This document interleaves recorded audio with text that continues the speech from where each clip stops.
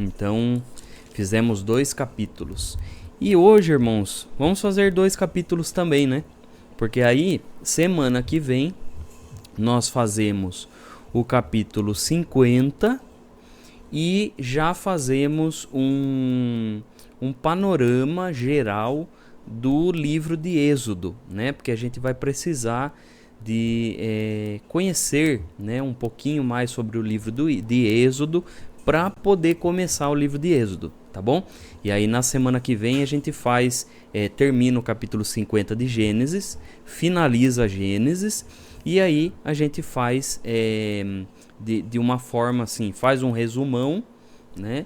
E já dá um panorama geral do livro de Êxodo, tá bom? Combinado assim, irmãos? Porque vai ficar mais didático, né? Vai ficar mais fácil dos irmãos entenderem, dos irmãos captarem as informações, né? Porque para a gente migrar para o livro de Êxodo, a gente vai precisar de bastante coisa de Gênesis, né? A gente vai precisar saber de onde surgiu o povo estar lá no Egito, por que eles estão lá no Egito, por que o Egito virou opressor, né? Então tudo isso a gente vai ter que saber para poder entrar no livro de Êxodo. Combinado, irmãos? Então, daí semana que vem a gente faz isso daí. E hoje nós vamos para o capítulo 48 e 49, tá bom? Mas antes disso, vamos fazer uma recapitulação aí, porque ficamos aí mais uma semana, né, sem nos vermos. E então nós vamos fazer um apanhado geral, tá? Eu vou colocar a luzinha aqui, irmãos, para facilitar que os irmãos possam entender bem o resumo, tá bom? Deixa eu colocar aqui. Deixa eu aumentar aqui. Então, irmãos, nós fizemos aí o capítulo 47, 46 e 47 na semana passada, né? Então, vamos fazer esse resumo para que os irmãos possam se situar de como que nós vamos entrar aí no capítulo 48 e no 49, tá bom, irmãos? Então, vamos lá. No capítulo 46, irmãos, nós aprendemos ali, né, toda a família de José. Então, a família de José vai descer até o Egito, né? Então, a família desce no Egito.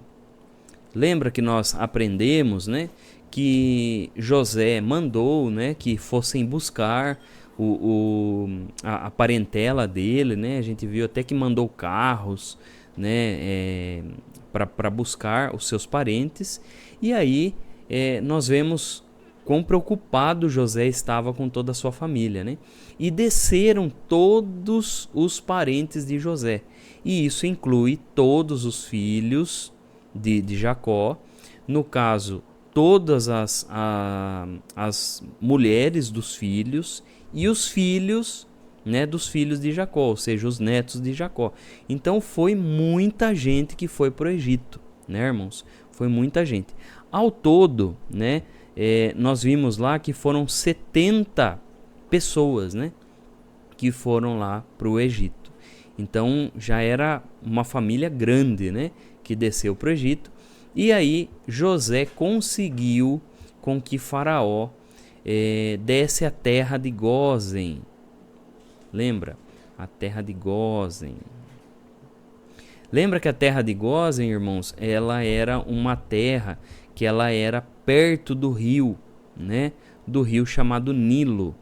Então era uma terra muito fértil, era uma terra que ela tinha irrigação praticamente o ano todo. Então era muito propícia para o plantio.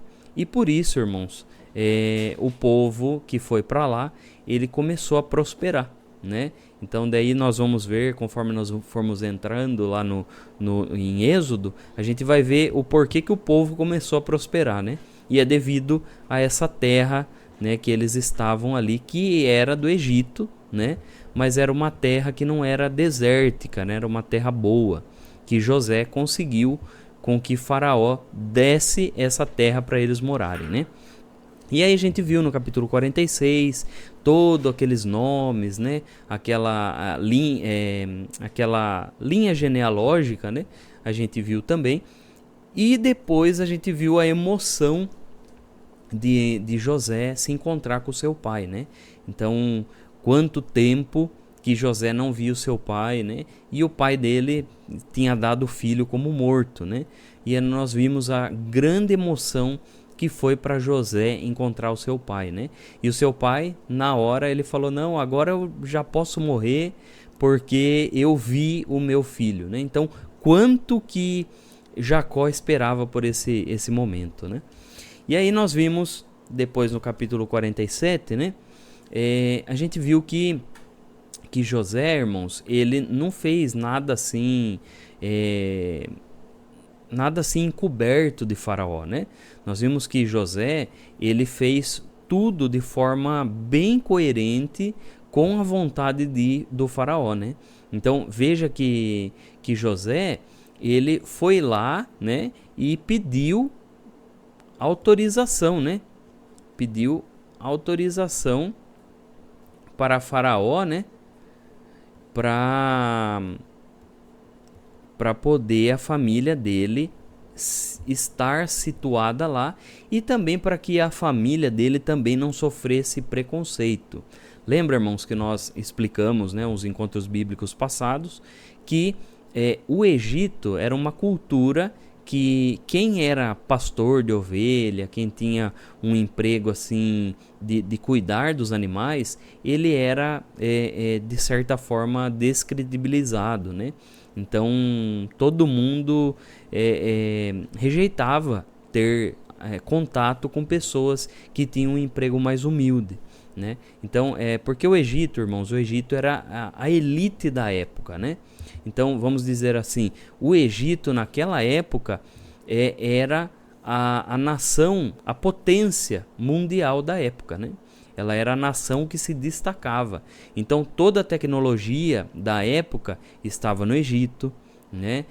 O Egito que construía todas aquelas construções enormes e tudo mais, e os hebreus eram simples pastores de ovelhas que ficavam lá perambulando, procurando pasto para os seus animais, né? Então por isso era um preconceito muito grande que os egípcios tinham com os pastores de ovelha ou os que tinham um emprego mais simples, né?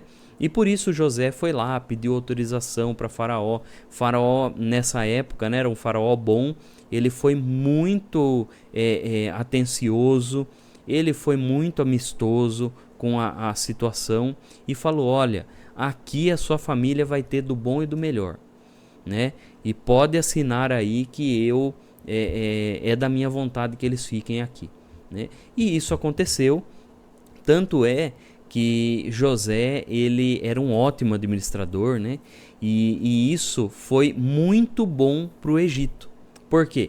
Porque, irmãos, o Egito naquela época, né? Vamos fazer aqui que aqui é a terra do Egito, né? O Egito naquela época ele era particionado, então ele era dividido, né? Então cada parte tinha lá o seu líder, né? Então não era algo unificado, né?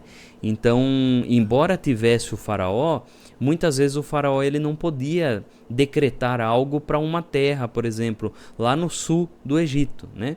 Então era particionado. Então muitas famílias rejeitavam o faraó, muitas famílias não queriam obedecer ao governo e tudo mais. E aí José, devido a José ter a sabedoria que Deus lhe concedeu de estocar o alimento, né, conforme a gente já conhece a história, muitas famílias que vinham de muitos lugares distantes do Egito, né, vinham lá para a capital onde Faraó e José estava, ia lá para comprar alimento, né, porque a seca ela atingiu toda a região ali. E aí, irmãos, José foi tão esperto que José ele começou a negociar, né? Negociou primeiro os bens, depois negociou isso e aquilo com eles, e por fim eles não tinham mais com o que pagar, e aí negociou as terras, mas permitiu que as pessoas morassem na terra, desde que pagasse ali um imposto para Faraó, né? E a partir disso, que era o quinto, né, que eles pagavam de toda a produção, né? A partir disso, toda a terra do Egito começou a pertencer a um único faraó. Então nós podemos ver aqui uma unificação, né? Então, uma unificação do Egito. Então, é nesse momento que o Egito ele vai se unificar. E o faraó fica muito contente com José, porque José foi o grande precursor dessa ideia, né? Foi uma pessoa importantíssima para que o Egito ele pudesse se consolidar, né? Todo reino que é dividido, ele não consegue se manter, né? Então, quando o reino ele é unido, aí o governo consegue prosperar, porque daí todos falam a mesma língua, né? Então, esse é o resumo e nós vamos para o capítulo 48, tá bom, irmãos? Então, podem abrir a sua Bíblia aí, no capítulo 48, que nós já vamos começar a analisar. E aí nós vamos fazer dessa forma, tá, irmãos? Vamos fazer dessa forma que nós estamos fazendo já há longo tempo, né? Eu vou lendo e conforme a gente vai parando e vai explicando aí as passagens, e depois no final a gente abre para a Irmandade fazer uma pergunta, né? Fazer perguntas a respeito do assunto, e aí então por fim nós fazemos a aplicação pessoal, né? Para nós aplicarmos o que nós aprendemos no capítulo na nossa vida, né? Vida como cristão, vida como cidadão, vida na família e tudo mais, que a Bíblia ela serve para isso, né, irmãos? Então vamos lá no capítulo 48, irmãos.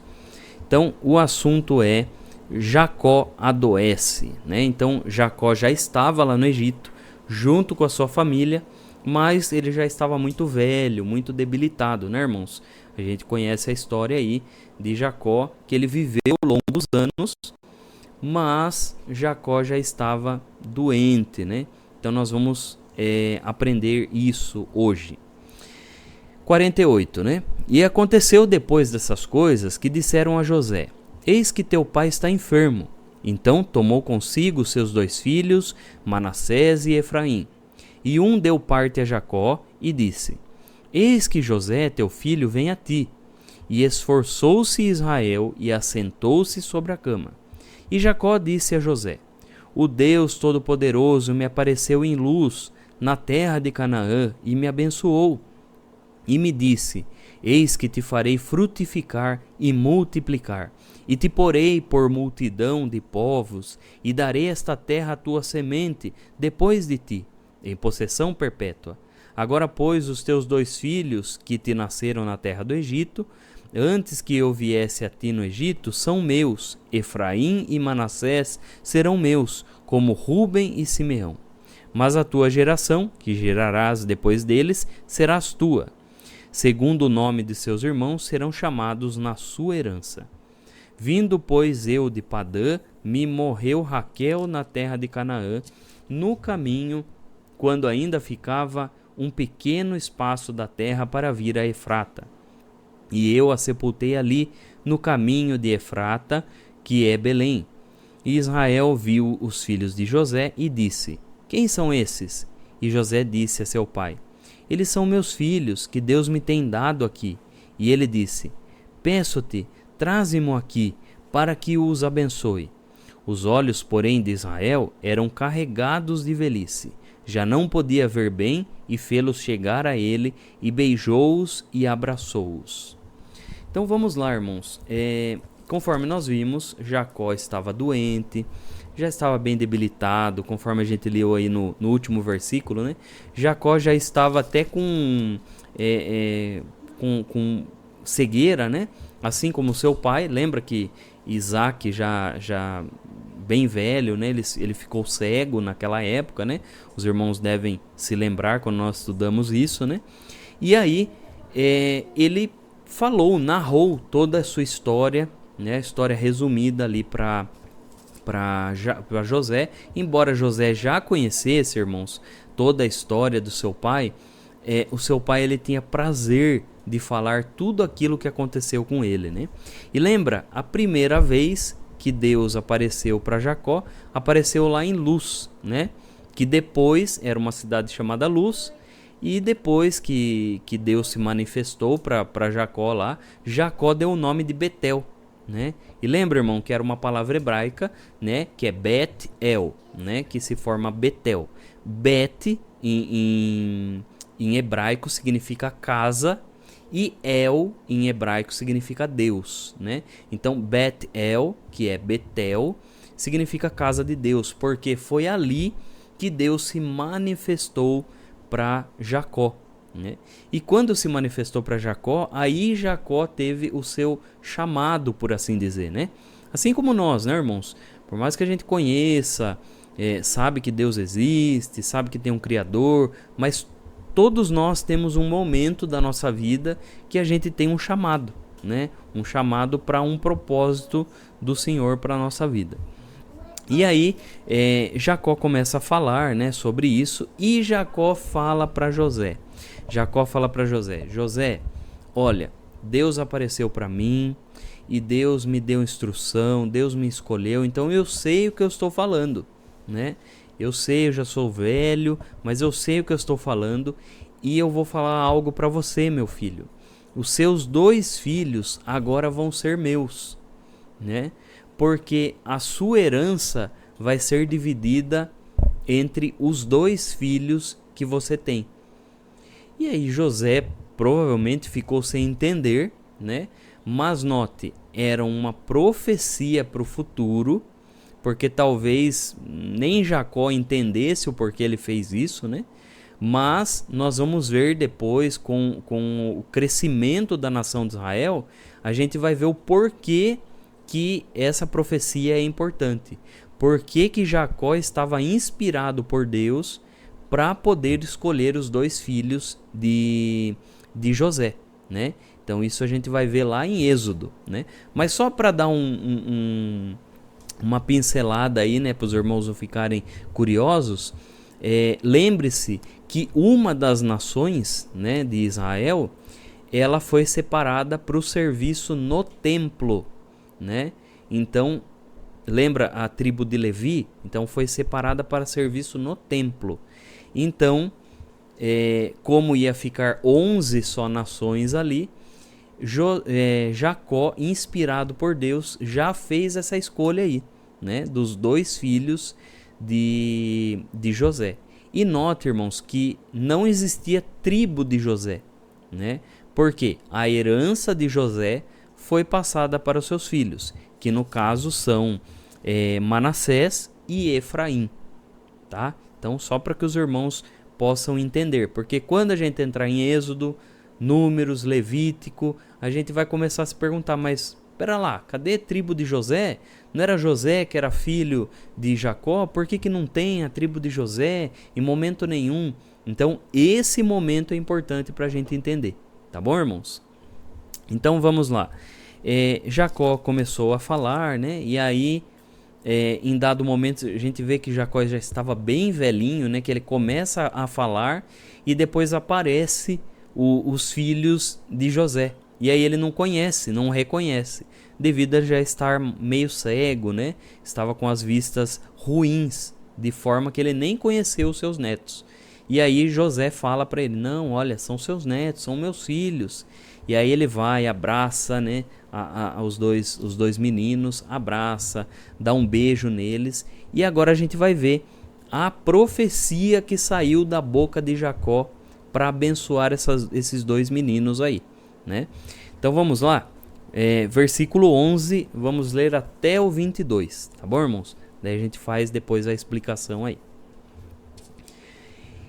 Jacó abençoa José e os filhos deste. E Israel disse a José, eu não cuidara ver o teu rosto, e eis que Deus me fez ver a tua semente também. Então José os tirou de seus joelhos e inclinou-se à terra diante da sua face. E tomou José a ambos eles, a Efraim na sua mão direita, à esquerda de Israel, e Manassés na sua mão esquerda, à direita de Israel, e fê-los chegar a ele. Mas Israel estendeu a sua mão direita e a pôs sobre a cabeça de Efraim, ainda que era o menor, e a sua esquerda sobre a cabeça de Manassés, dirigindo as suas mãos avisadamente, ainda que Manassés era o primogênito. E abençoou a José e disse: o Deus em cuja presença andaram os meus pais, Abraão e Isaque, o Deus que me sustentou desde que eu nasci até este dia, o anjo que me livrou de todo o mal, abençoe esses rapazes e sejam chamados neles o meu nome, o nome de meus pais, Abraão e Isaque, e multipliquem-se como peixes em multidão no meio da terra. Vendo, pois, José que seu pai punha sua mão direita sobre a cabeça de Efraim, foi mal aos seus olhos, e tomou a mão de seu pai para o transpor de sobre a cabeça de Efraim à presença de Manassés. E José disse a seu pai: não assim, meu pai, porque esse é o primogênito, põe a tua mão direita sobre a cabeça. Mas seu pai o recusou e disse: eu sei, filho meu, eu sei. Também ele será um povo e também ele será grande. Contudo, o seu irmão menor será maior que ele, e a sua semente será uma multidão de nações. Assim, os abençoou naquele dia, dizendo: em ti Israel abençoará, dizendo: Deus te ponha como a Efraim e como a Manassés, e pôs a Efraim diante de Manassés. Depois disse Israel a José: eis que eu morro, mas Deus será convosco, e vos fará tornar a terra de vossos pais. E eu te tenho dado a ti um pedaço de terra mais do que a teus irmãos, a qual tomei com a minha espada e com o meu arco das mãos dos amorreus. Então, vamos lá, irmãos. Aqui a gente já faz um resumo de tudo que a gente aprendeu aí da vida de Jacó, né? Lembra como que Jacó ele saiu sem nada da casa do sogro? Lembra? A vida de Jacó, irmãos, a vida de Jacó foi difícil, né? Ele saiu sem nada. Aí as esposas, né, de Jacó tiveram que ir lá pegar uma garantia. Lembra que elas roubaram um dos deuses, um dos ídolos do seu pai, né? Seu pai ficou muito bravo, saiu correndo atrás delas. Lembra esse episódio? Os irmãos que estão acompanhando toda semana, né? Se lembra disso, né? O pai saiu furioso. Não, eu quero meus ídolos, que eram os bonecos de ouro, né? De metal que se fazia. E além de ser um ídolo, ele também era uma garantia. Então era como se fosse a escritura da época, né? Não existia cartório, não existia tabelião, não existia nada naquela época.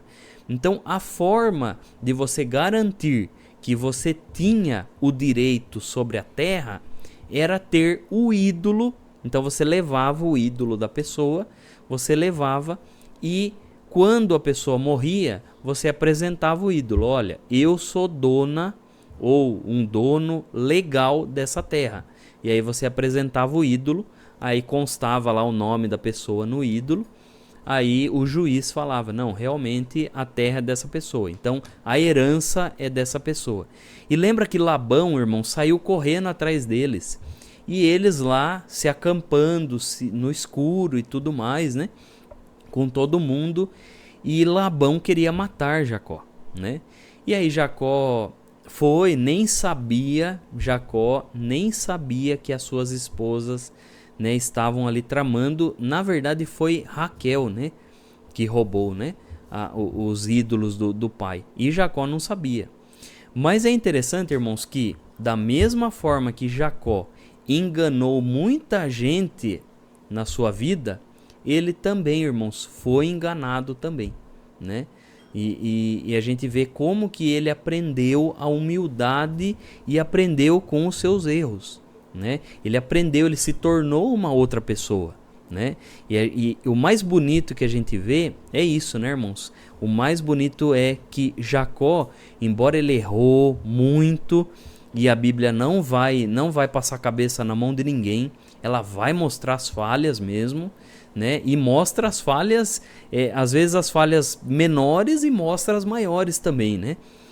Mas ele mudou, ele se tornou um marido bom, ele se tornou um filho bom, ele se tornou um esposo de proteger toda a sua prole e um pai bom, né? De se preocupar com seus filhos. E tudo isso, irmãos, foi, digamos assim, como diziam os antigos, né? Foi tudo na raça, né? Foi tudo de uma forma e ele aprendendo e o Senhor permitindo ele passar por todas as coisas que ele passou, né? Desgostos, luta, choro, muita coisa que ele passou, Deus permitiu e ele aprendendo, né? O mais interessante é que Jacó, né, ele aprendeu com as surras da vida, né? E isso que é bonito de ver a história de Jacó, né? Porque ele aprendeu com as surras da vida. Porque, irmãos, tem gente que não aprende nada com as surras da vida. A vida surra, a pessoa erra, mas não aprende, né? Ela só se lamenta, ela não aprende. Ela chega, ai meu Deus, eu estou passando por isso, por aquilo, mas não consegue aprender, né? Uma lição daquilo que tem. E digamos assim, né, irmãos, Jacó levou uma surra literalmente, né? Lembra quando apareceu, né, aquele anjo, aquele ser misterioso, né, que aparece lá em Gênesis, se eu não me engano, capítulo 31, né, se eu não me engano é esse capítulo, que o anjo vai dar um golpe, né, na coxa dele, e aí depois desse golpe do anjo, ele parece que acorda para a vida, né, e aí ele começa a mancar, e toda vez que ele vai andar e manca, ele se lembra de que ele tem que ser forte, e de que o nome dele foi mudado, né, de Jacó para Israel, né? E tudo isso a gente vê agora na velhice de Jacó, né, nesse capítulo, a gente vê que ele aprendeu mesmo. E o mais bonito de tudo é a gente ver que Jacó, ele também tinha uma relação com Deus. Embora ele tivesse muitas falhas, muitos erros, ele tinha um relacionamento com Deus, né? E isso que é bonito de a gente ver como que Deus se relaciona. Porque, irmãos, existem pessoas que acham que a igreja ela tem que ser apenas um local de gente santa, sem defeito nenhum, né? E na verdade é o contrário, né? A igreja ou aqueles que estão junto com Cristo, eles são pessoas que reconhecem que precisam de ajuda, que precisa de um Salvador.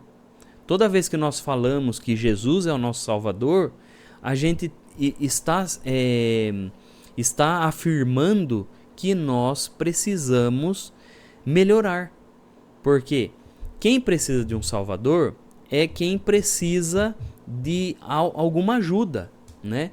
Por exemplo, quando nós estamos doentes, precisamos de um médico. E esse médico pode nos salvar daquela doença, certo? A mesma coisa, quando nós falamos que o Senhor é o nosso Salvador, nós estamos falando que o Senhor, ele vai nos salvar dos nossos defeitos, das nossas falhas, dos nossos percalços, das nossas imperfeições. Tudo isso está englobado em Deus ser o nosso Salvador. Existem pessoas que acham que quando nós falamos que Deus é o nosso Salvador, Jesus nosso Salvador, nós estamos falando só que Ele vai nos salvar lá no último dia. E não, irmãos. Jesus é o nosso Salvador já hoje, né? Ele foi o nosso Salvador no passado, quando nos salvou das coisas vãs, né? Desse mundo horrível, cheio de vícios e tudo mais. Ele nos salvou, nos continua salvando todos os dias, porque todos os dias nós temos que melhorar, e também nos salvará no futuro, né? Por isso que a Bíblia vai falar que Jesus ele é ontem, hoje e eternamente, né? Então nós não podemos só focar na salvação lá do futuro.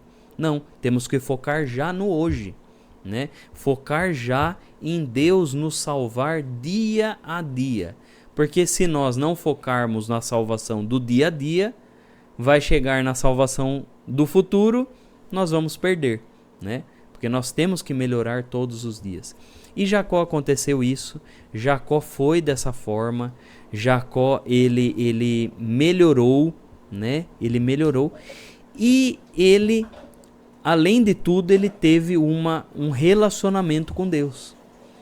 Por isso, irmãos, que muitas vezes a gente se culpa, a gente acha que, meu Deus, eu estou falhando, então vou me esconder de Deus, né? Não quero nem saber de falar com Deus, nem saber de pensar em Deus, porque a gente às vezes se culpa dos nossos erros. Mas é a pior coisa que a gente faz. A pior coisa que a gente faz é se esconder de Deus na hora que a gente mais precisa dele, né? Já pensou se Jacó abandonasse e não quisesse nem saber mais de Deus? Ele talvez ia ser aquele enganador de sempre, né? Aquele homem que enganava todo mundo, achava que estava acima de tudo, né? Porque o problema de Jacó era que ele achava que só a mãe dele tinha filho esperto, sendo que não é, né, irmão? E a gente vê que ele foi passado para trás em muitas coisas e ele aprendeu. E nesse momento, irmãos, ele está ali com o seu filho José. Imagine a alegria dele. Ele já dava José como morto, né? José para ele já estava morto. Mas aí ele reencontra o seu filho e agora ele vê o seu neto. Então ele vê o neto dele. Imagine a alegria que ele estava ali. Em determinado momento, inspirado por Deus, com a guia de Deus, né? Ele estava lá. E aí José chegou, trouxe os seus filhos e colocou eles posicionado ali, que era sempre do maior para o menor, né? Colocou o primogênito, que era Manassés, perto da mão direita, e colocou o outro filho, que era o mais novo, na mão esquerda, e para receber a bênção, né, de Jacó. Em determinado momento, quando Jacó estava falando, ele enviesou a mão, então ele colocou a mão cruzada. Quando ele coloca a mão cruzada, um na cabeça do outro, né, e não para colocar assim, ele cruza a mão e coloca lá. José na hora se desespera e fala, meu Deus, alguma coisa está estranha, o que está acontecendo com meu pai? E vai e fala para ele, fala, pai, o senhor está fazendo errado, pai. Não é assim não, o senhor está colocando invertido. E aí ele fala, não, eu sei. E aí solta uma profecia. Quando ele solta a profecia, ele vai falar que Efraim, na verdade, vai ser maior do que Manassés. Irmãos, e é tão bonito a gente ver que, pense, olha quantos anos que foi lançada essa profecia. Quando a gente chegar lá nos profetas menores, como Miqueias, Joel, Amós, que a gente vê lá os profetas menores, a gente vai ver, irmãos, que a tribo de Efraim, de fato, cresceu tanto, que chegou uma época que eles não falavam mais Israel, né? Eles não falavam mais, nação de Israel. Não, eles falavam Efraim. Porque tinha tantos moradores, tantas pessoas que eram da tribo de Efraim em Israel, que Efraim começou a dominar a nação, né? Então, realmente, essa profecia se cumpriu, né? E aí, além do mais, ele faz outra profecia, que daí a gente vai entender o porquê que o povo de Israel ainda acreditava que eles iriam sair do Egito. Porque Jacó falou, olha, eu vou morrer, mas Deus continua com vocês. Deus vai continuar com vocês e vocês vão sair aqui dessa terra. Vocês vão ver, vocês vão sair aqui dessa terra. E aí ele lança essa profecia, né? E ainda ele fala assim, no versículo 22, né? ele fala: e eu te tenho dado a ti um pedaço de terra mais que a teus irmãos, o qual tomei com a minha espada e com meu arco nas mãos dos amorreus. Então a gente vai se lembrar das guerras, né, que teve, mas bem lá no começo da vida de Jacó, né, que ele guerreou ali para poder obter a terra, né, que não queriam de jeito nenhum fazer, queriam ainda tomar a terra dele, né, uma terra que ele já tinha comprado, né, e aí ele teve que acabar guerreando, né, naquela época era dessa forma aí, né. Então, irmãos, nós vimos aí o capítulo 48 e vamos agora para o capítulo 49, tá, irmãos? Até aqui ficou alguma dúvida?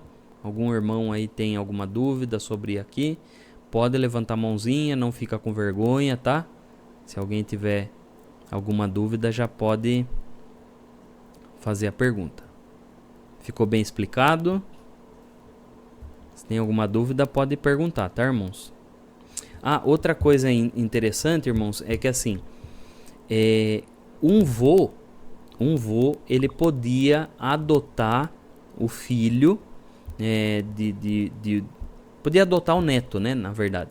Ele podia adotar o neto, e ele, quando ele adotava o neto, isso é lá no passado, né? Quando ele adotava o neto, irmãos, aí o neto, ele tinha direito a tudo que era do vô. A tudo, né? E aí ele se tornava o filho do seu vô, né? Mas por que os avós faziam isso? Geralmente fazia isso, por exemplo, no caso de José, era um caso típico. Vamos supor que no caso José casou com uma mulher egípcia. Lembra? Que casou com... Acho que era o nome dela era Azenate, irmãos. Salvo erro, parece que era Azenate o nome dela. Casou com uma mulher egípcia. Quando casava com uma mulher egípcia, o que acontecia? Poderia ser que a família lá de Azenate quisesse ensinar a religião para os seus filhos mais velhos, né? E lembra que Azenate era filha de um sacerdote que tinha naquela época, né? E era um sacerdote que cultuava os deuses egípcios. E aí, provavelmente esses meninos aqui de José, eles não tinham chegado na maioridade, né? E aí, quando acontecia que eles se tornavam maiores de idade, o que acontecia? Eles poderiam ser forçados a virar sacerdotes, né, lá daquela tradição egípcia, né? E José, sendo governador, poderia talvez nem falar muita coisa, né? Porque a cultura egípcia era muito forte, né? E aí, irmãos, a gente vê a estratégia de Jacó. Mesmo idoso, veja a estratégia de Jacó. Porque ele adotar os seus netos faria com que a tradição religiosa teria que ser a tradição religiosa do vô, porque o vô adotou legalmente os netos. E aí, com isso, a religião ali de Jacó, ela teria mais força, né? Seria passada para os descendentes de José e não teria contaminação egípcia, da religião egípcia, na família dele. Então veja a estratégia. Mesmo assim, mesmo idoso, Jacó já estava, de certa forma, estrategisticamente lá, né, já estava fazendo com que tivesse uma segurança da tradição religiosa, né, da sua família, né? Então é muito interessante isso, né? Ver como que Jacó se preocupou até o fim da vida, né? Para poder passar a religião dos seus pais, né? Que era Abraão, Isaac, e ele deveria passar para os seus filhos. Vamos para o capítulo 49, então, irmãos? Ficou alguma dúvida? Não? Deixa eu ver se tem alguma mãozinha. Não tem nenhuma. Vamos para o 49, então, tá, irmãos? Jacó abençoa seus filhos e morre. tá? Eu vou lendo, conforme eu ver a necessidade de explicar, eu vou parando aí, tá, irmãos? Depois chamou Jacó seus filhos e disse: Ajuntai-vos e anunciar-vos-ei o que vos há de acontecer nos derradeiros dias. Ajuntai-vos e ouvi, filhos de Jacó, e ouvi a Israel vosso pai. Ruben, tu és meu primogênito, minha força, e meu princípio de meu vigor, o mais excelente em alteza e o mais excelente em poder. Inconstante como a água, não serás o mais excelente, porquanto subiste ao leito de teu pai, então o contaminaste, subiu a minha cama. Vamos dar uma pausa aí. Irmãos, os irmãos lembram o que aconteceu com Ruben, né? Lembra que Ruben, ele fez algo assim que não devia ser feito. Lembra que ele se apaixonou por uma das esposas de seu pai, né? Que no caso era a serva, né? De Lia, né? Era a serva de Leia, no caso, né? Era a serva de Leia que Ruben, ele se apaixonou e acabou, né, se deitando com ela, e veja que isso lhe causou uma consequência, né? Isso lhe causou uma consequência. Na hora da bênção, o pai, ele restringiu certa bênção da herança para Ruben, né? Vamos ver lá no versículo seguinte, versículo 5. Simeão e Levi são irmãos, as suas espadas são instrumentos de violência. No seu secreto conselho não entre minha alma, com a sua congregação minha glória não se ajunte, porque no seu furor mataram varões, e na sua teima arrebentaram bois. Maldito seja o seu furor, pois era forte, e a sua ira, pois era dura. Eu os dividirei em Jacó, e os espalharei em Israel. Irmãos, a gente vai ver aí, lembra como Simeão e Levi eram extremamente estressadinhos, né? No caso de Diná lá, eles quiseram fazer a justiça com as próprias mãos, lembra? Né? Então, Jacó também amaldiçoou esse tipo de atitude, né? Ele fala que eles, os descendentes, não deveriam ter essa atitude. E é interessante que quando a gente vai chegar lá em Israel, a gente vai ver, por exemplo, Levi não ia para a guerra. Levi, a nação de Levi, não era autorizada a ir para a guerra, né? E a nação de Simeão, também a nação de Simeão, eles até iam para a guerra, mas eles sempre ficavam na retaguarda. Eles nunca ficavam na linha de frente, né? Por quê? Porque eles tinham no seu DNA, na sua natureza, eles eram muito estourados, né? E aí, devido a uma estratégia de guerra, né, irmãos? Devido ao momento que eles moravam ali, tinha que ter uma estratégia de guerra. Então não poderia ter descendentes ou pessoas que faziam a Deus dará, né? Não seguia lá a estratégia, que era pessoas assim que agiam no impulso, né? No caso, Simeão e Levi eram assim, né? E de fato devia estar no DNA deles ali, porque Jacó restringiu isso, né? E aí é muito interessante a gente ver esse tipo de coisa. Por exemplo, Israel, quando ia na guerra, eles tinham certa estratégia, né? E uma das estratégias era essa: colocar Simeão sempre lá no fundo, né? Para que eles não avacalhassem lá o plano de guerra, né? E Levi não ia para a guerra, porque ficaram lá responsável pelo templo. Então vamos lá, continuando o versículo 8, irmãos. Judá, a ti te louvarão os teus irmãos, a tua mão será sobre o pescoço de seus inimigos, os filhos de teu pai a ti se inclinarão. Judá é um leãozinho, da presa subiste, filho meu. Encurva-se e deita-se como um leão, e como um leão velho, quem o despertará?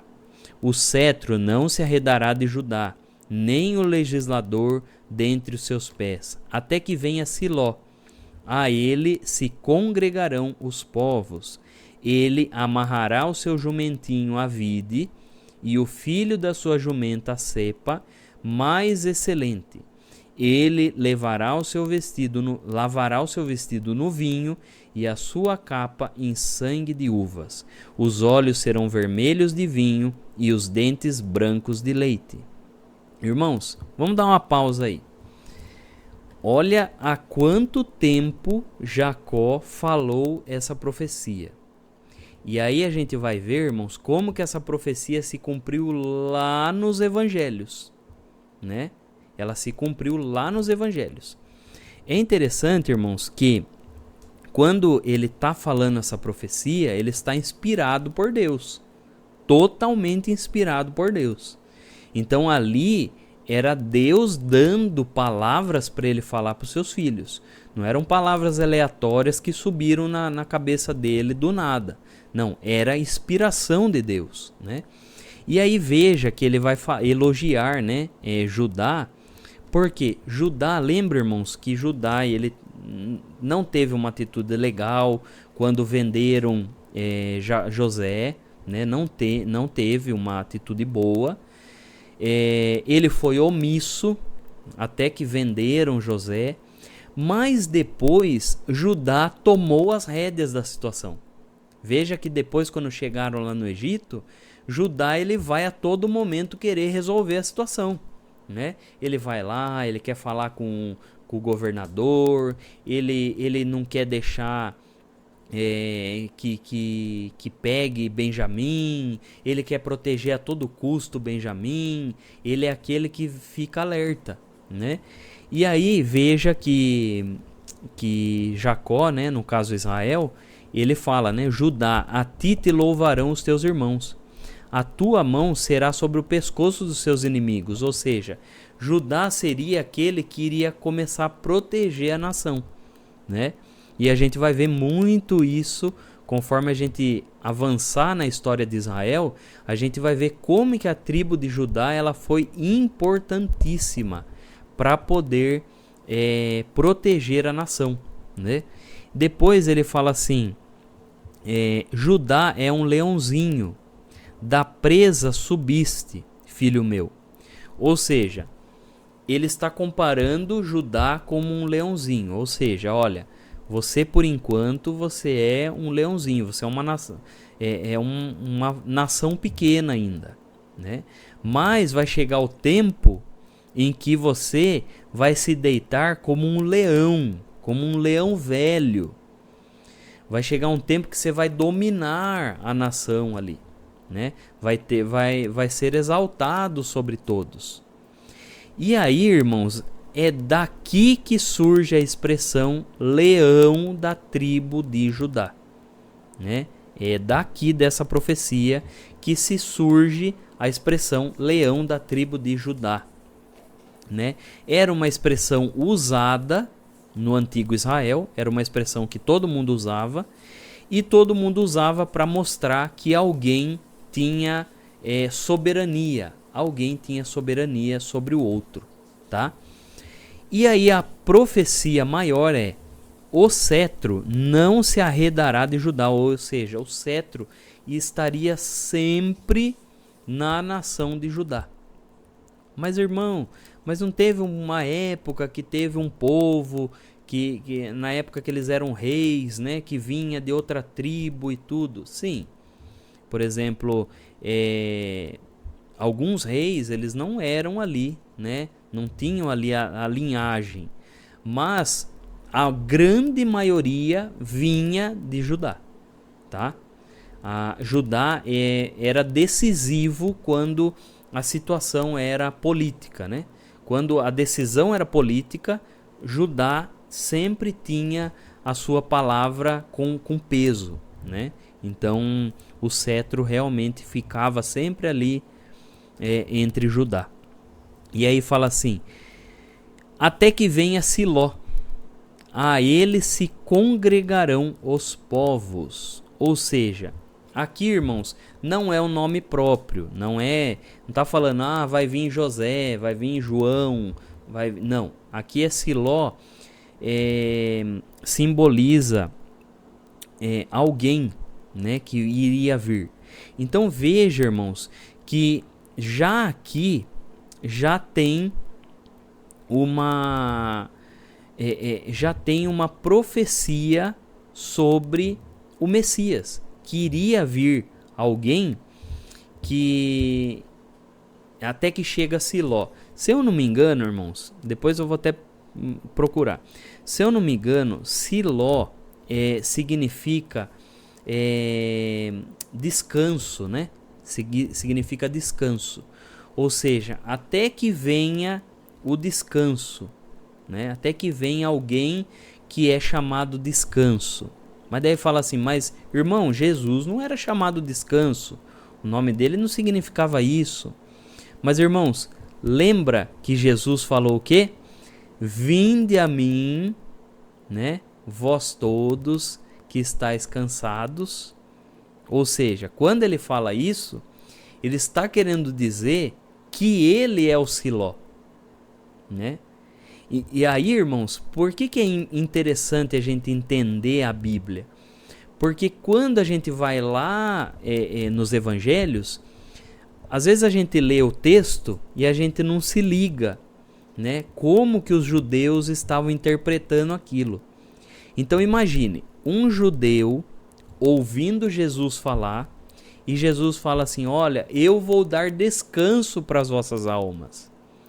Quando ele fala isso, o judeu que conhecia a Bíblia, o judeu vai falar assim, pera lá, o que ele está falando? Que ele vai trazer descanso?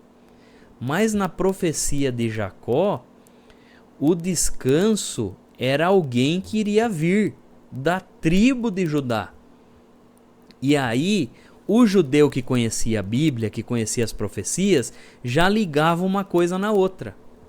E já falava, será que esse homem não é aquela pessoa que Jacó falou há tantos anos atrás que iria vir? Que todo mundo ia se congregar em volta dele? E aí, os primeiros judeus creram em Jesus dessa forma. Creram em Jesus por conhecer a Escritura. É por isso que eu falo, irmãos, é importante a gente conhecer a Escritura. Porque por meio da Escritura vem a fé em Cristo, né? Então os primeiros judeus começaram a discernir uma coisa com a outra, né? E aí essa profecia fala que em volta dessa pessoa que era Siló, né, que era o descanso, muitos iam se congregar em volta dele. E irmãos, até hoje nós nos congregamos em volta de quem? De Jesus, né? Quando nós se ajuntamos em nome do Senhor Jesus, né? As pessoas lá no passado, quando se reuniam para ouvir Jesus falar, se congregavam em volta de Jesus, né? Então, tudo é em volta de Jesus. E Jesus é essa pessoa prometida lá por Jacó. Olha, Jacó profetizou e tantos anos depois que foi se cumprir. E se cumpriu certinho, irmãos. Certinho. E veja que ele fala o quê? Olha, não, agora, irmãos, agora isso aí, quem não crê vai crer. Olha, veja isso que Jacó falou, olha. Que essa pessoa, que no caso nós sabemos agora que é Jesus, que iria vir, se congregarão os povos. No 11, ele amarrará o seu jumentinho à vide. Como que Jesus entrou lá em Jerusalém antes dele morrer? Não foi no jumentinho? Veja, irmãos, já tudo isso os judeus estavam observando. Quando Jesus estava na terra, os judeus estavam observando tudo isso. Então imagine, irmãos, imagine se você fosse um judeu, você foi criado como judeu ou como uma judia, e toda vez você escutava lá na sinagoga, né? Você congregava na sinagoga e toda vez você escutava o rabino lá pregar a profecia de Jacó, e aí falava, olha, vai vir uma pessoa que é o Siló, né? E as pessoas vão se congregar, ele vai aparecer com um jumentinho. Imagine, você sempre ouvindo toda vez essas pregações. E aí, de repente, aparece do nada um homem que prega coisas inefáveis e maravilhosas e aparece fazendo milagres, e todo mundo que ouve ele não consegue parar de ouvir ele, e de repente ele aparece com um jumentinho. Irmãos, qualquer um que conhecesse a profecia ia crer, só se tivesse o coração muito duro mesmo. Agora, veja mais um pouco o que a profecia diz, olha isso. E aí fala assim, e o filho da sua jumenta, a cepa mais excelente. Ele lavará o seu vestido no vinho e a sua capa em sangue de uvas. Aí alguém vai falar, mas irmão, isso nunca aconteceu com Jesus. Mas irmãos, toda profecia, ela tem um simbolismo, né, irmãos? Ela tem um simbolismo. Agora, veja se não é um mistério de Deus, irmãos. Quando Jesus instituiu a Santa Ceia, ele pegou o vinho, colocou lá, ele olhou para o vinho e falou o que para os apóstolos ali? Falou assim, olha, tá vendo esse vinho aqui? É o meu sangue. É o meu sangue esse vinho, tá bom? Tomai aí. Todo mundo tomou lá do copo, né? Do cálice ali. E aí os apóstolos foram com aquilo na cabeça. Olha o vinho, né? Se representa o sangue do Senhor. Olha o vinho e tal. Quando eles foram lá na cruz, que viram o Senhor todo ensanguentado, com as suas vestes toda ensanguentada, eles se lembravam. Olha a referência da profecia. A profecia fala o quê? Que as suas vestes, a sua capa e os seus vestidos iam ficar lavados no vinho. Mas na verdade a referência era o quê? Era o seu sangue, né? Então, irmãos, tudo isso tem um porquê. Até o porquê da Santa Ceia ser com vinho tem uma ligação dentro da Bíblia. Veja que a profecia de Jacó era o quê? Que ele lavaria as suas vestes no sangue das uvas, que no caso é o vinho. E aí Jesus faz a Santa Ceia com a uva, com o sangue da uva, que é o vinho, e fala, esse é o meu sangue. E quando ele morre, as suas vestes estão todas sujas de sangue, que no caso era o vinho representado no sangue.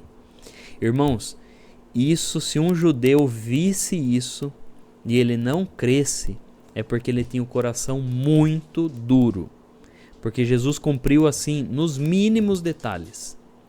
Agora veja, ainda fala assim, os olhos serão vermelhos de vinho e os dentes brancos de leite. Aí, irmãos, veja lá, nós podemos imaginar, né? Vamos forçar um pouquinho a imaginação, imaginar a gente olhando para Jesus ensanguentado lá na cruz. Quando nós olharmos, né, as pessoas que olharam para ele, viam o seu olho vermelho de tanto sangue, né, que ele estava vertendo daquela coroa de espinhos. Mas, irmãos, provavelmente, conforme ele falava, ele dava para ver os dentes dele, né? os dentes dele. Mas irmão, mas o sangue também não estava na boca dele? Lembra o que deram para ele? O que deram para ele quando ele falou que ele estava com sede? Deram vinagre para o Senhor. E o vinagre, quando ele entra em contato com a boca, com o dente, irmãos, ele se torna, o dente ele começa, ele repele, né? O vinagre entra em contato com o esmalte do dente, né? E o dente começa a repelir, por exemplo, uma substância como o sangue, né? Começa a repelir. E veja, irmãos, a profecia se cumpriu certinho. Porque quem olhava para ele, por exemplo, o apóstolo João e Maria, sua mãe, olhando para ele, conseguia ver essa pessoa aqui, com os olhos vermelhos de sangue, mas com os dentes, conforme ele falava, né, brancos como leite, né? Imagine, a única parte que não estava vermelha dele, que estava ensanguentada, eram os dentes ali, conforme aconteceu lá por causa do vinagre. Irmãos, ele cumpriu certinho a profecia, irmãos. É tanto detalhe que você fala assim, não tem como o evangelho ser mentira. Porque é muito detalhe, irmãos, é muito detalhe para uma pessoa cumprir 100% das coisas que foram profetizadas, né? Então, por isso que as pessoas lá creram nele como Messias. Não foi só por causa dos milagres. Alguns foram. Mas os apóstolos, quando eles viram isso, irmãos, não tinha como eles deixar de crer, né? Que Jesus era de fato o Messias prometido, né? Que foi prometido lá por Jacó, pelos outros profetas, né? E todos os escritos bíblicos, né? Vamos continuar, irmãos? Para a gente ganhar tempo. Deu para entender, os irmãos? Ver a riqueza que Jesus, né, cumpriu aí. Versículo 13, né? Zebulon habitará no porto dos mares, e será como o porto dos navios, e o seu termo será em Sidom. Issacar é jumento de fortes ossos, deitado entre dois fardos. E viu ele que o descanso era bom, e que a terra era deliciosa, e abaixou o seu ombro para acarretar, e serviu debaixo de tributo. De fato, irmãos, Zebulon, a nação de Zebulon, ela realmente tinha muita facilidade no comércio nos mares, né? E Issacar também era uma das tribos que tinha muito revés financeiro. Era uma tribo que muitas vezes eles plantavam e não ia muito bem a colheita, mas mesmo assim eles conseguiam se reerguer, né? Issacar era assim. Aí 16, né? Dan julgará o seu povo como uma das tribos de Israel. Dan será serpente junto ao caminho, uma víbora junto à vereda, que morde os calcanhares do cavalo e faz cair o seu cavaleiro por detrás. A tua salvação espero, ó Senhor. Vamos dar uma pausa aqui, irmãos. Conforme nós formos avançando na história de Israel, os irmãos gravem isso. A tribo de Dan era a tribo mais problemática que Israel tinha. A mais problemática, irmãos. A tribo de Dan, quando estava todo mundo na perfeita paz e harmonia, vinha a tribo de Dan e queria guerra, queria confusão. E começava a falar mal de uma tribo e mal de outra, isso e aquilo. Quando eles estavam todos em paz, servindo a Deus bonitinho, vinha a tribo de Dan e fazia o quê? Trazia idolatria para o meio do povo. Trazia lá as imagens de escultura. Vamos adorar, vamos adorar. Tanto é, irmãos, que é lá em Dan, depois a gente for aprender, né? Depois da nação ter um rei, depois de Salomão, a gente vai ver que em Dan, que eles fizeram altares para outros deuses.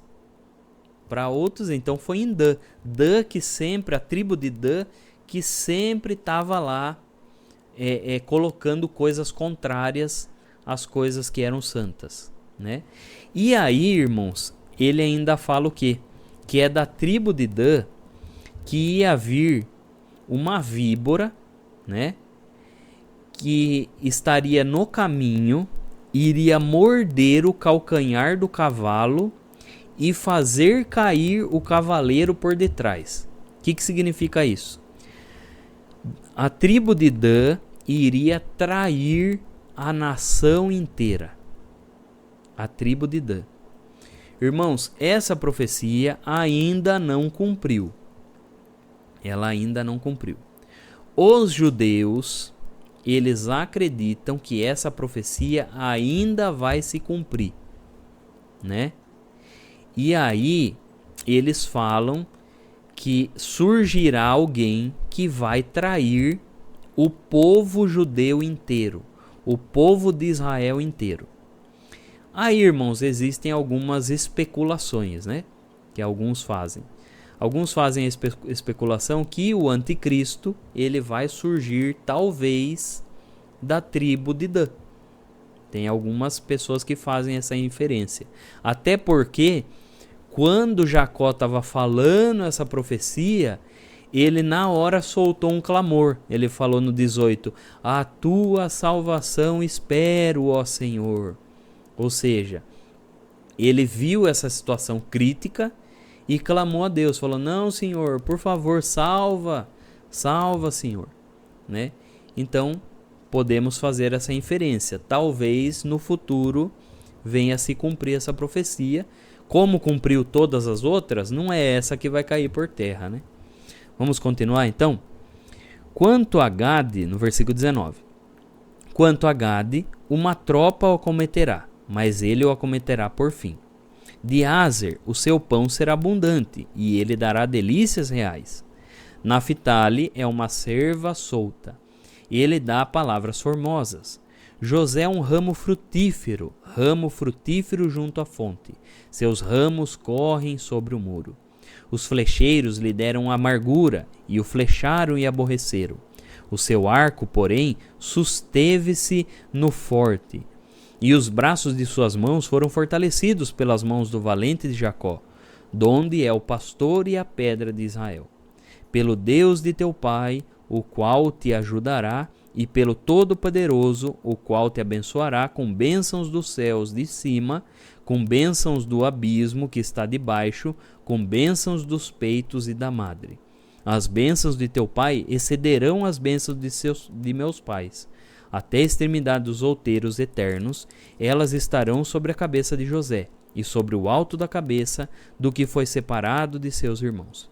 Benjamim é lobo que despedaça, pela manhã comerá a presa, e à tarde repartirá o despojo. Todas essas são as 12 tribos de Israel. E isso é o que lhes falou seu pai, quando os abençoou. Cada um deles abençoou segundo as suas bênçãos. Depois ordenou-lhes e disse-lhes, eu me congrego ao meu povo, sepultai-me com os meus pais, na cova que está no campo de Efron, o Eteu, na cova que está no campo de Maquipela, que está à frente de Manre, na terra de Canaã, o qual Abraão comprou com aquele campo de Efron, o Eteu, por herança de sepultura. Ali sepultaram Abraão e a Sara sua mulher, ali sepultaram a Isaque e a Rebeca sua mulher, e ali eu sepultei a Leia. O campo e a cova que está nele foi comprado aos filhos de Et. Acabando, pois, Jacó de dar mandamentos a seus filhos, encolheu os seus pés na cama e expirou, e foi congregado ao seu povo. Então aí, irmãos, nós finalizamos o capítulo 49, né? E a gente vê tudo isso que Jacó falou, ele estava inspirado por Deus, né? E depois de falar tudo isso, ele cansado, ele encolheu o seu pé, né? Fez o último pedido para que ele fosse sepultado na mesma sepultura de seus parentes, né? E aí ele encolheu o seu pé e ali ele expirou, né? Ou morreu. E aí foi congregado ao seu povo, ou seja, ele foi sepultado da mesma forma que ele pediu, né? Eles respeitaram a vontade, né, de Jacó. E aí, irmãos, nós finalizamos aqui o capítulo 49, né? A gente vê que bonito, né? Jacó, ele estava tão ligado em comunhão com Deus, né? Que antes da sua morte, tudo que ele falou se cumpriu, né? E é interessante, irmãos, que não dá nem para falar que é uma coisa assim que foi feita depois, porque pense, os judeus, eles não acreditam em Jesus, né? Os judeus não acreditam em Jesus. E veja que a profecia que está na mesma Bíblia que os judeus acreditam, fala claramente de Jesus, né? A gente lê aqui, irmãos, não dá para não notar que está falando de Jesus, né? É muito certinho. E mesmo assim os judeus não acreditam, né? Mas vai chegar um tempo, né, que eles vão ter que reconhecer que Jesus de fato é o Messias verdadeiro, né? E aí nós finalizamos. Irmãos, não precisa ter vergonha. Se ficou alguma dúvida, pode levantar a mãozinha, pode perguntar. Alguém tem alguma dúvida? Todos em paz? O Renan, acredito que está todos em paz, né? Ok. Então, vamos para a aplicação pessoal, né? Conforme nós falamos, temos que aplicar o que aprendemos na nossa vida, né? Não é fácil, nem sempre a gente aplica, né, irmãos? A gente é muito falho, mas a gente tem que ir aprendendo, né? Tem que ir aprendendo e tudo isso fica gravado na nossa mente, né? Para que a gente possa se lembrar de praticar as coisas que Deus nos ensina. Então vamos lá. Irmãos, nós vimos lá no capítulo 48, né? Que Jacó, ele começa a se lembrar, né? Tudo aquilo que Deus fez na vida dele, começa a contar lá para José, né? O que isso nos ensina? Isso ensina, irmãos, que nós temos que nos lembrar muitas vezes das coisas que Deus faz com a gente, né? De situações que Deus agiu, né? De situações que era impossível e aconteceu, né? E isso é importante, irmãos, em todo o âmbito da nossa vida. Porque, irmãos, as coisas de Deus, a nossa memória é muito curta. Repare como a nossa memória é curta, né? É só a gente passar uma situaçãozinha que a gente já se esquece de tudo aquilo que Deus já fez e tudo mais, né? Eu falo assim, aqui em casa, muitas vezes a minha esposa que me lembra, né? Fala assim, olha, você não lembra que Deus fez isso e fez aquilo? Pra que ficar nervoso, homem? Ela fala assim, né?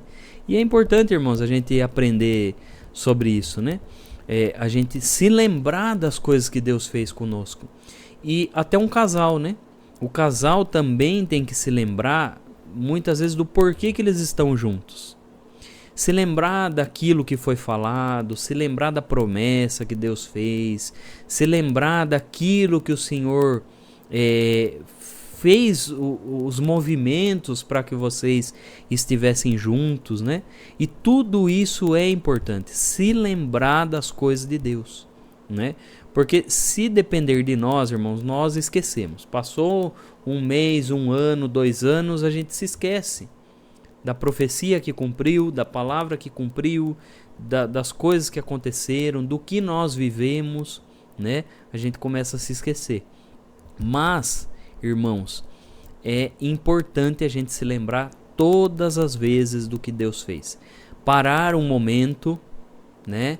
Parar um momento e se lembrar, se recordar, refletir naquilo que já passou, né? Outra coisa também, irmãos, que nós vemos, por exemplo, quando lá no capítulo 48 a gente viu que Jacó, ele escolheu o mais novo, né? Ele escolhe o mais novo para dar a bênção do que o mais velho. Lembra que ele cruzou as mãos, né? E isso nos ensina uma coisa, irmãos, assim, Deus, ele pode levantar quem ele quiser. E muitas vezes a gente acha, Deus vai fazer o mais provável. Olha, Deus vai fazer o mais provável. Provavelmente Deus faça isso. Mas, irmãos, Deus, ele ele faz o que ele quer, né? Às vezes ele vai fazer o provável, mas às vezes ele vai fazer o improvável, né? Às vezes Deus vai levantar alguém, e isso a gente fala de levantar, não é só para ministério não, irmãos. A gente fala de levantar em todos os sentidos, se levantar para uma missão, se levantar para uma posição de autoridade, sei lá, no serviço, se levantar na família, né? Ser aquela pessoa que vai levar a família para frente, né? Deus levanta várias pessoas para um propósito, né?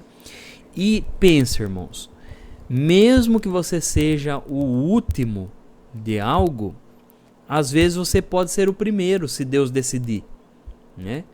Então, sempre a gente tem que ter esse entendimento que talvez aqui não deu certo, mas lá Deus vai fazer diferente.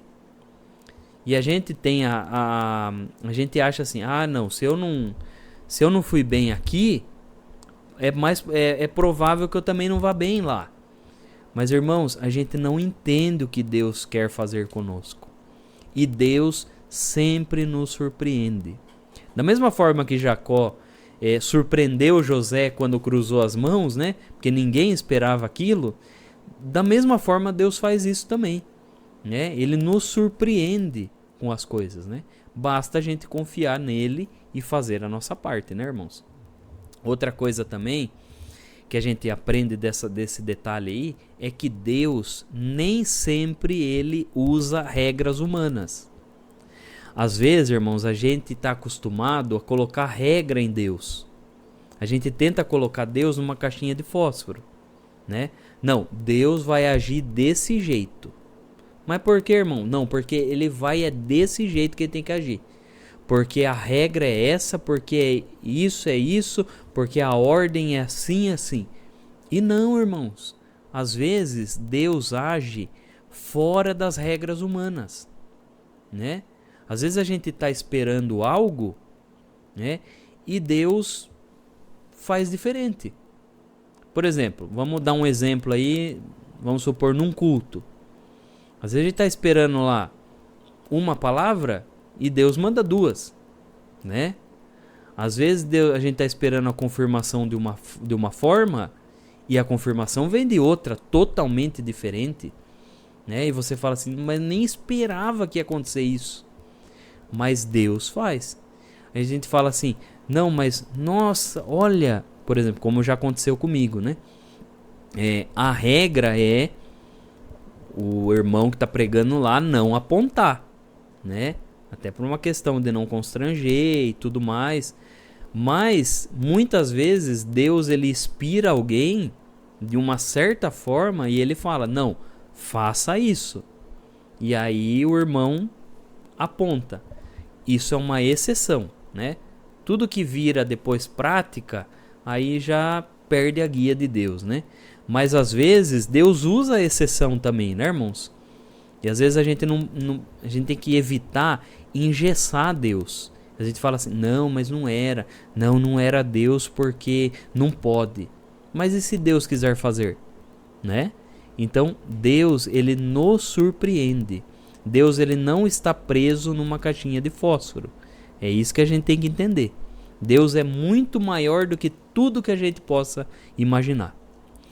Outra coisa também, irmãos, por exemplo, no caso quando Jacó foi abençoar, né? Lembra que alguns filhos, eles, devido aos erros do passado, eles perderam a herança, né? Eles perderam a sua parte lá. E isso ensina também, irmãos, que tudo que nós fazemos tem consequência. Tem consequência, não adianta. Tudo. Se a gente erra aqui no ano 2026, talvez a consequência não venha em 2027. Talvez venha em 2036.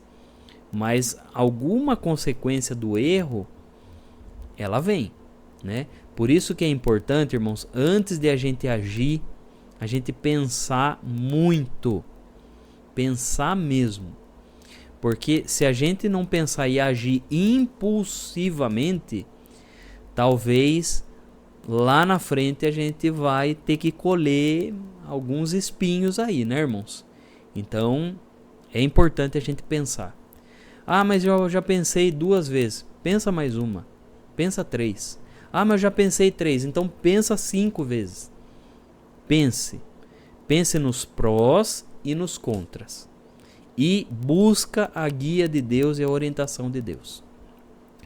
Outra coisa também, irmãos, que a gente pode entender é que assim, veja que Deus, ele fala através de gerações. Deus inspirou Jacó. Inspirou, né? Inspirou Jacó e a profecia foi se cumprir lá em Jesus, né?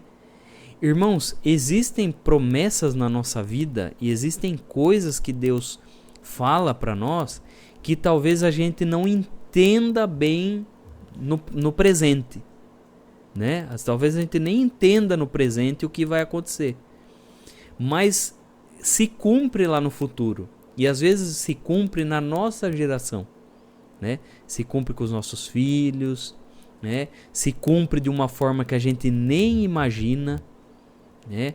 Às vezes a profecia do Senhor, né? Ela, por exemplo, às vezes Deus dá um sonho para alguém, a pessoa não entende e às vezes depois de lá 5 anos depois a pessoa vê aquele cumprimento, né? Por isso que é importante tudo que Deus mostra para nós a gente guardar, né, no coração e entender que o tempo de Deus não é o nosso tempo. Não adianta. Ah, mas irmão, mas não sei. Não adianta. O tempo de Deus é um. E tem tempo para todas as coisas. Tem tempo para você ficar, talvez, num lugar, aguentando desaforo e tudo mais. E tem tempo para você sair daquele lugar, né? E você esperar os tempos de Deus, esperar o cumprimento de Deus, esperar tudo que Deus fala, vai acontecer, mas não no seu tempo, tá bom, irmãos? Então, essas são a aplicação pessoal que nós temos desses capítulos, né? E esses capítulos ensinam muita coisa para nós, né? Irmãos, nós finalizamos assim o nosso encontro bíblico. Na semana que vem a gente vai para o capítulo 50, é o último capítulo de Gênesis, hein, irmãos? Olha, vamos terminar Gênesis, hein? Último capítulo de Gênesis. E aí a gente já faz um resumão, tá bom? Faz um resumão para poder entrar no livro de Êxodo, tá bom, irmãos? Então, na semana que vem, os irmãos leiam o capítulo 50. Na semana que vem vai ser na sexta-feira, tá bom, irmãos? Na sexta-feira que nós vamos fazer o encontro bíblico aqui às 8 horas, tá bom?